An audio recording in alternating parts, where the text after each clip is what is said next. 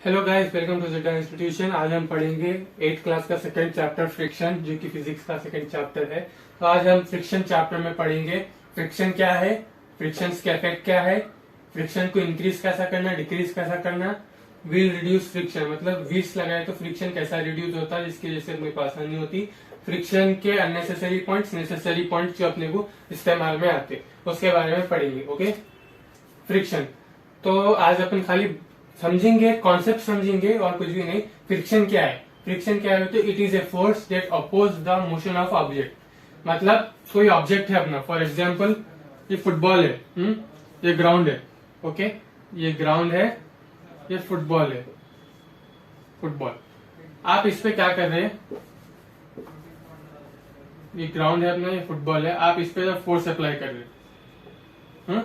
कौन सा भी फोर्स आप अप्लाई करके किक मारे तो फुटबॉल क्या रहता है अपना, रोल होते हुए ये डायरेक्शन में आगे बढ़ता।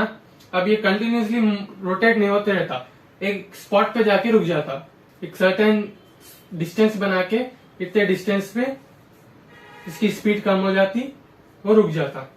रुकता कहीं को बॉल इस वास्ते रुकता क्योंकि अपन का फर्स्ट पॉइंट फ्रिक्शन में क्या है, it is a force that oppose the motion of an object. ये अपना जो फुटबॉल है ये मोशन में है, रोलिंग मोशन, रोल हो लेते हुए जा रहा तो उसको रोलिंग मोशन बोलते हैं। तो मोशन में है, इसको अपोज कर रहा, क्या एक फोर्स अपोज कर रहा जिसको अपन फ्रिक्शन बोलते हैं। तो ग्राउंड से, या जो अपना ग्राउंड है ना, ये ग्राउंड एक फोर्स रिलीज करता है जिसको अपन क्या बोलते बोले तो फ्रिक्शन बोलते, जो कि बॉल की स्पीड को अपोज करता है उसको स्लो करने के वास्ते। समझ गए? ये एग्जाम्पल था फ्रिक्शन का। फ्रिक्शन क्या है बोले तो it is a force that oppose the motion of an object. कोई भी ऑब्जेक्ट मोशन में है, कार है समझो, कार जा रही, कार जाते जाते अपन ब्रेक लगाते कि रुक जाता। इधर फ्रिक्शन का काम कौन कर रहे हैं? ब्रेक। जब ब्रेक सप्लाई कर रहे हैं अपन, ग्राउंड से अपोजिट फोर्स आ रही जिसको अपन फ्रिक्शन बोलते हैं, जिसकी वजह से अपनी कार स्पॉट पे रुक जाती। एग्जाम्पल, चल रहे, फॉर एग्जाम्पल अब इधर आदमी है, ये चल रहा, इधर केले का छिलका है, इसमें पैर आती कि क्या होता, उन्हें गिर जाता। कहीं को गिरता क्यों बोले तो आदमी की जो फुट है वो और वो ग्राउंड दोनों के बीच में फोर्स है, क्या? फ्रिक्शन फोर्स है, फ्रिक्शनल फोर्स। इसकी वजह से चल सक रहा हूं। जैसा ये केले का छिलका आ जाता, उसका पैर रखते क्यों नहीं स्लिप हो जाता? क्योंकि बोले तो फ्रिक्शन फोर्स जमीन के और आदमी के पैर के बीच में है। केले का छिलका बीच में आ जाने के वजह फ्रिक्शन की जो फोर्स है वो टूट जा रही, कनेक्शन टूट जा रहा, टूटने की वजह से आदमी गिर जाता। तो फ्रिक्शन इज इंपॉर्टेंट। अगर फ्रिक्शन नहीं रहा तो आप चल भी नहीं सकते। समझे?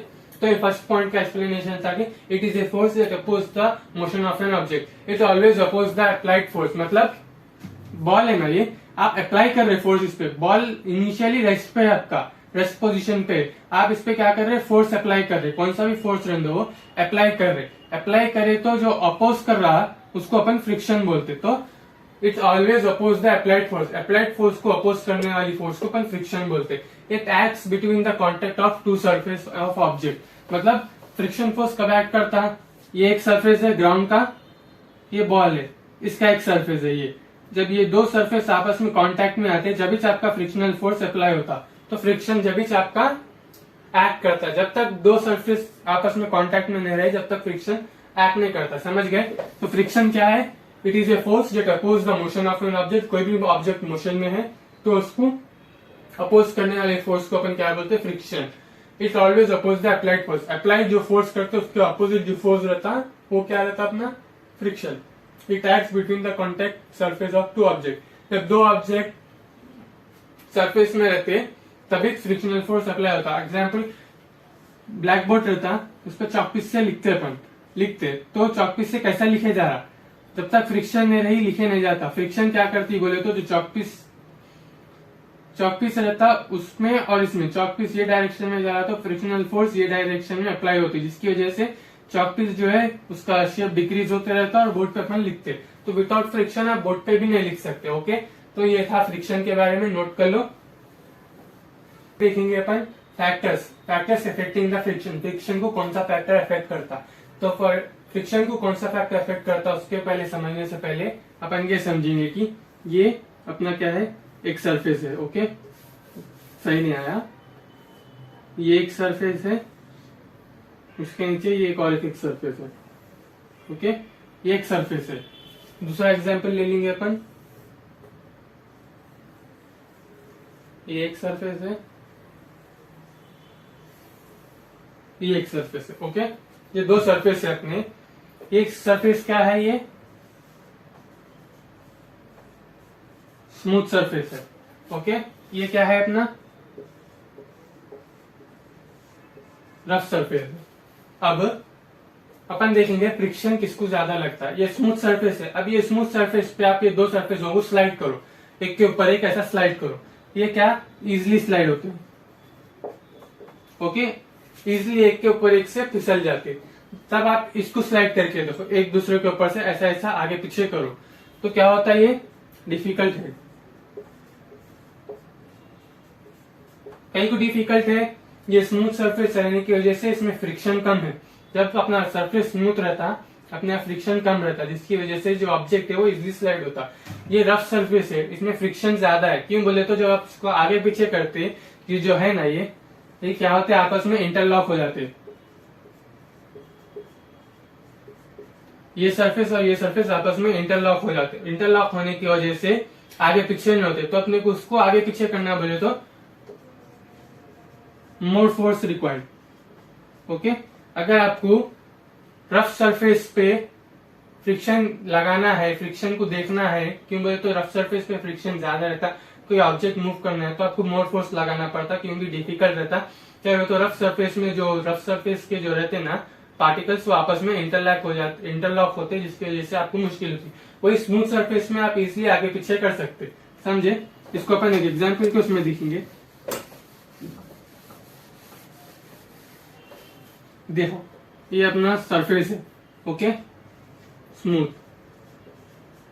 ये अपना स्मूथ सरफेस है। ये आप बॉक्स रख दी। ओके, बॉक्स रख दिए, ये बॉक्स को आप खींच रहे, क्या कर रहे, खींच रहे, अपने ओर खींच रहे। तो क्या हो रहा है, बॉक्स इजिली ये पोजीशन से ये पोजीशन पे आ जा रहा। ओके, इजिली आ रहा, आपको ज्यादा फोर्स लगाने की जरूरत नहीं पड़ी, थोड़ा खींचे तो भी आ जा रहा।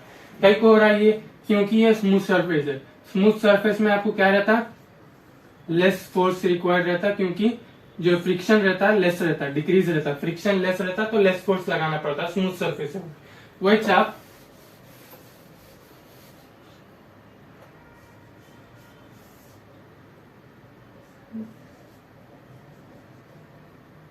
ये रफ सरफेस है। ओके, इस पे आप वही बॉक्स को रख के खींच रहे अपने साइड। क्या हो रहा, बॉक्स नजदीक आता, लेकिन आपको ज्यादा फोर्स लगाना पड़ता। ओके, आपको फोर्स बढ़ाना पड़ता। क्यों बोलते तो फ्रिक्शन ज्यादा है, फ्रिक्शन ज्यादा रही तो ऑब्जेक्ट मूव नहीं करता। ऑब्जेक्ट मूव नहीं करा तो आपको वो फोर्स, फ्रिक्शन की फोर्स को ओवरकम करने के वास्ते आपको मोर फोर्स रिक्वायर्ड रहता। वो चाहे पुश रन दो, पुल रन दो, कुछ भी करो आप, ज्यादा फोर्स लगता। उसकी वजह से रफ सरफेस पे फ्रिक्शन ज्यादा रहता, जिसकी वजह से आपको फोर्स ज्यादा लगाना पड़ता। स्मूथ सरफेस पे फ्रिक्शन कम रहता, जिसकी वजह से आपको लेस फोर्स लगाना पड़ता। समझ गए? इसको अपन और एक एग्जांपल से देखें। कभी कैरम बोर्ड खेले आप लोग? कैरम बोर्ड खेले तो कैरम बोर्ड में अपन क्या इस्तेमाल करते, पाउडर।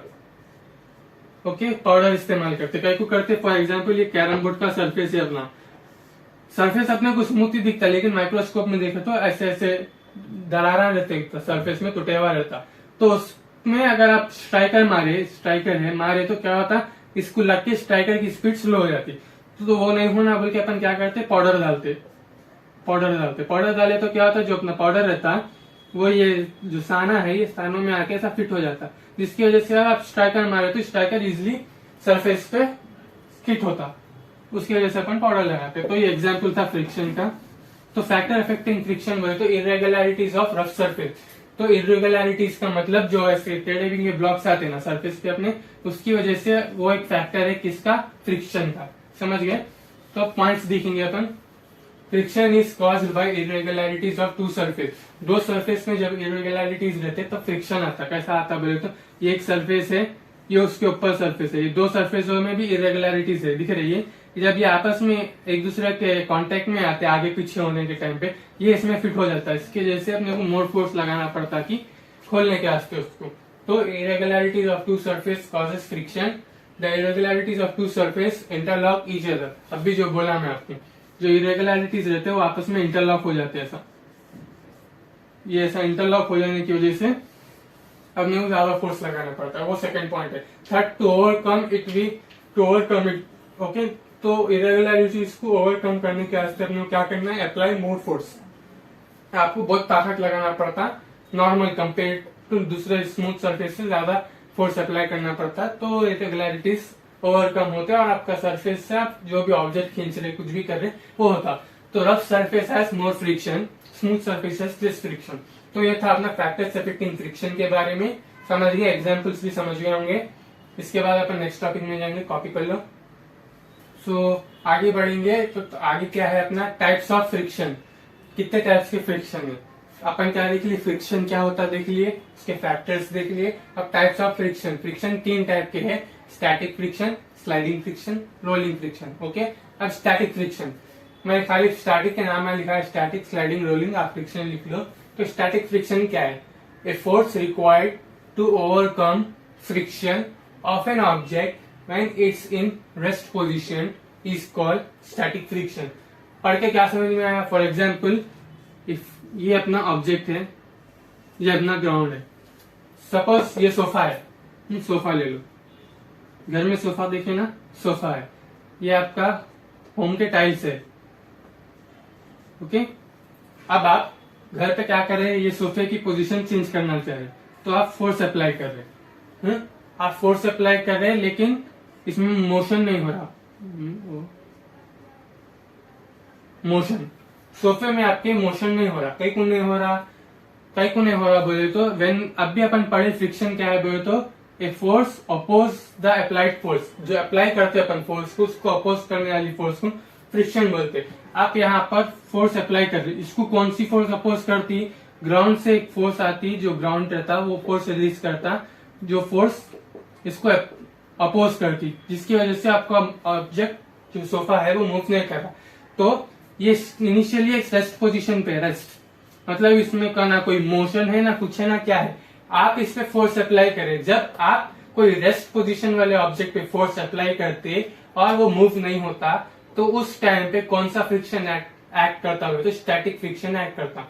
तो स्टैटिक फ्रिक्शन का डेफिनेशन क्या है, a force required to overcome friction of a object when it is in rest position is called static friction.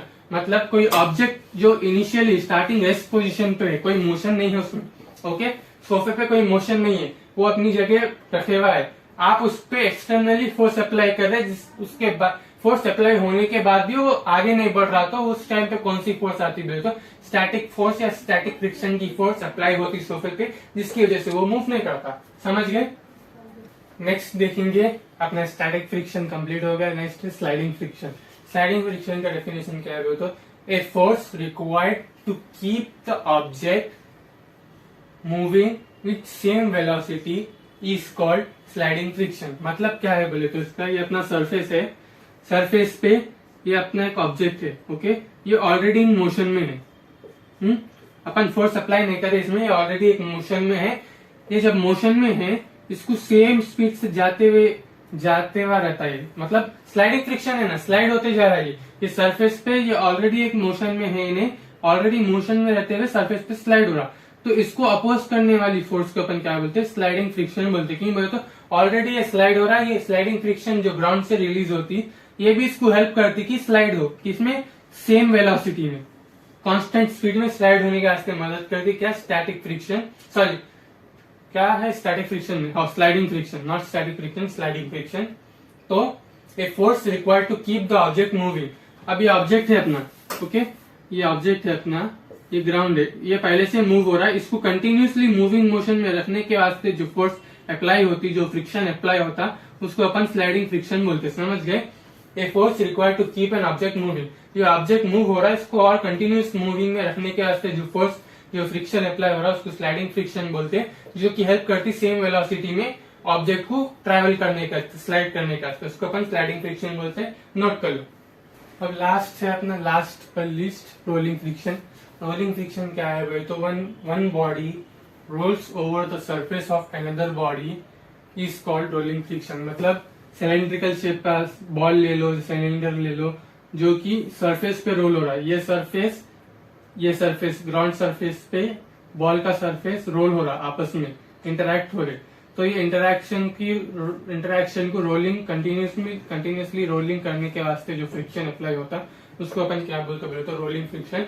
मतलब आम खास ये है कि रोलिंग फ्रिक्शन किसको बोलते बोले तो एक ऑब्जेक्ट जो दूसरे ऑब्जेक्ट के सरफेस पे इंटरेक्ट होकर रोल होता है उसको अपन रोलिंग फ्रिक्शन बोलते। फॉर एग्जाम्पल गाड़ी के टायर रहते, वो टायर जो ग्राउंड पे रोल होते वो सिलेंड्रिकल ट्यूब रहता, वो अगर ऐसा रोल करे अपन वो, तो जो भी चीज दूसरी बॉडी पे रोल होती है इसको अपन रोलिंग फ्रिक्शन बोलते। उतना ही और कुछ भी ज्यादा नहीं है रोलिंग फ्रिक्शन का, नोट कर लो। नेक्स्ट जो था evil and necessary of friction. Friction evil and necessary मतलब फ्रिक्शन से क्या क्या गलत नुकसान होते, क्या क्या चीजों की जरूरत है जो फ्रिक्शन अपने को देती। तो उसमें क्या है फ्रिक्शन के यूजेस, मतलब नेसेसरी थिंग्स क्या है। Due to friction we can stand, walk, right, जो भी बेसिकली अपन जो भी काम कर सक रहे लैंड पे वो क्या कर सक रहे, फ्रिक्शन है बोल के कर सक रहे। अगर इवल फ्रिक्शन नहीं रहती तो if no friction is there we can't do anything. तो अगर फ्रिक्शन नहीं रही तो अपन कुछ भी नहीं कर सकते, ना लिख सकते, ना ठहर सकते, ना बैठ सकते, ना कुछ ना क्या। तो ये evil and necessary of friction थे, 2 पॉइंट्स जिसमें मतलब फ्रिक्शन से आप क्या क्या कर सकते हैं, फ्रिक्शन नहीं रही तो आप क्या क्या नहीं कर सकते। अब प्रीवियस अपन पढ़े static friction, sliding friction, rolling friction, तो उसका ऑर्डर लिखाया मैं ग्रेटर ऑर्डर, मतलब sliding friction is less than rolling friction, sliding friction is less than rolling friction, static friction is more than sliding friction. तो sliding जो friction है अपना ये लेस है कंपेयर टू रोलिंग, जो स्टैटिक फ्रिक्शन है ये मोर है कंपेयर टू स्लाइडिंग। समझ गए? तो ये उसका ऑर्डर है जो कि एग्जाम में कभी पूछ लेता कभी नहीं पूछता, तो देख लो static friction is greater than sliding friction is less than rolling friction. Okay, note कर लो। टॉपिक है कि फ्रिक्शन को इंक्रीज कैसा करना, डिक्रीज। मैं एरो मार्क डाला, एरो ऊपर का मतलब इंक्रीज का मतलब डिक्रीज। फ्रिक्शन को इंक्रीज कैसे करना, डिक्रीज कैसे करना। तो फॉर एग्जाम्पल आप टायर देखे गाड़ी का टायर, उसमें ऐसे ऐसे ग्रिप्स रहते, ओके, ऐसे ग्रिप्स रहते। शू देखे, शू में भी यहाँ नीचे आपको नीचे का हिस्सा बता रहा हूँ, देखो ऐसा ऐसा ऐसा ऐसे बॉक्सा बने हुए रहते, ग्रिप रहती। ओके, अब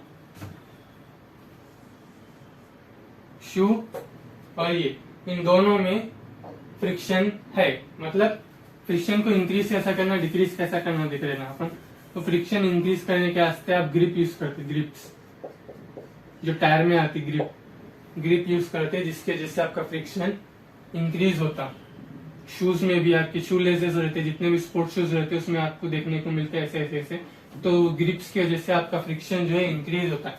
जो कि ग्राउंड का सरफेस है उसमें थोड़े बहुत इरेगुलरिटीज रहते, ये जो ग्रिप रहती है ये वो इरेगुलरिटीज में आके आपको स्टेडी बैलेंस देती, जिसकी वजह से आपका फ्रिक्शन इंक्रीज होता। तो आप फुटबॉल, गाड़ी में ब्रेक लगाए तो सडन रुकना तो काम में आता।